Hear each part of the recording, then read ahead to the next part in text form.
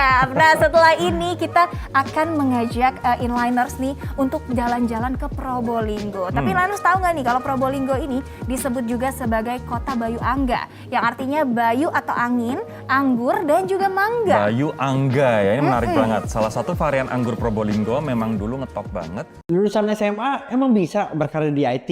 Yuk kita bahas bareng-bareng.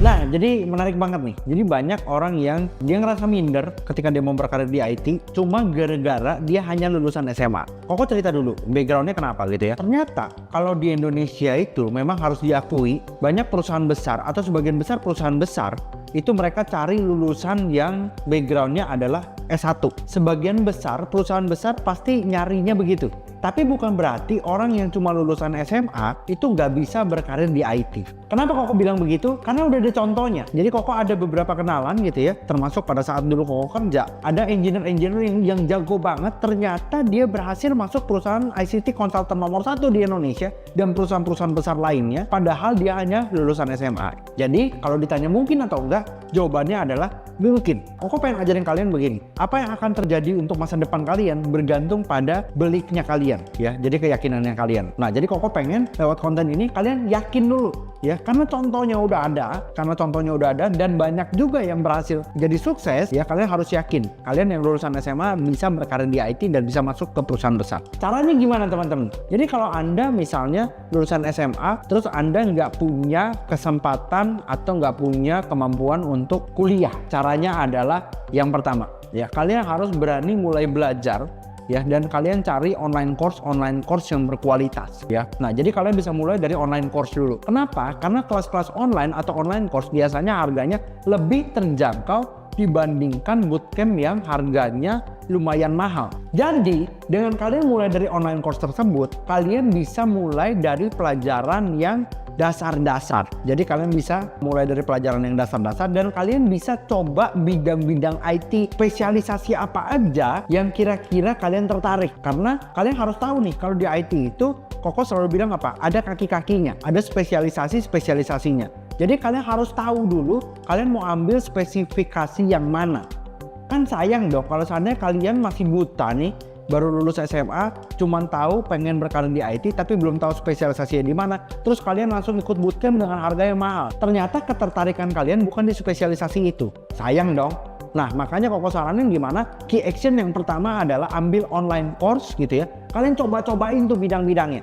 Ya. Nah, dengan kalian coba-cobain, kalian akan tahu ya bidang mana yang kalian paling tertarik. Ini butuh effort nih teman-teman. Karena kenapa? Sebagian besar orang yang nggak bisa mencapai impiannya karena dia nggak berani take action di langkah yang pertama ini ya. Jadi key action yang pertama ini penting banget ya.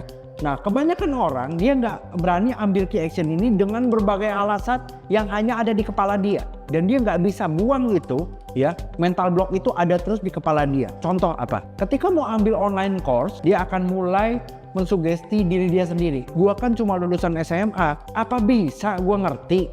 Gua kan nggak ada basic IT, apa bisa gua ngerti?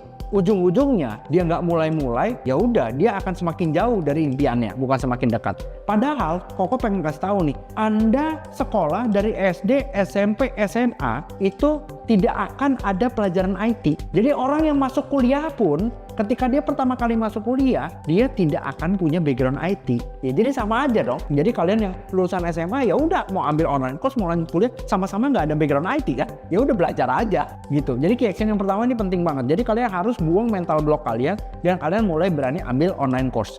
Ya, nah lewat dari online course ini minimal kalian tahu, oh ternyata IT itu kayak gini loh, oh ternyata data science tuh kayak gini, cyber security itu kayak gini, bla bla bla bla bla, dan kalian bisa tahu bidang mana yang kalian mau perdalam. Ibarat kata begini, kalian punya budget yang pas-pasan nih. Ya, kalau buat kuliah terlalu mahal, tapi buat bootcamp cukup. Ya, nah, kemungkinan kalian berhasil di bootcamp akan lebih besar. Kenapa? Satu, karena kalian udah punya dasarnya lewat online course tadi gitu ya. Yang kedua, kalian udah milih bidang yang tepat sesuai yang memang kalian tertarik. Ya udah, berarti kalian bisa spend uang itu untuk bootcamp ke bidang yang spesifik yang kalian udah tahu fokusnya di mana gitu ya, spesialisasi yang mau diperdalam yang mana. Ya kalau udah dari sana, kalian tinggal bangun portofolio. Nah, gimana caranya bangun portofolio? Caranya adalah cari nih di portal-portal freelance. Ya, di portal-portal job freelance itu udah banyak banget. Ya, nah jadi kalian mulai bisa ambil project-project yang ada di sana. Ingat, abis bikin projectnya didokumentasiin. Nah, ini yang ketiga ini gak kalah penting, bikin dokumentasi.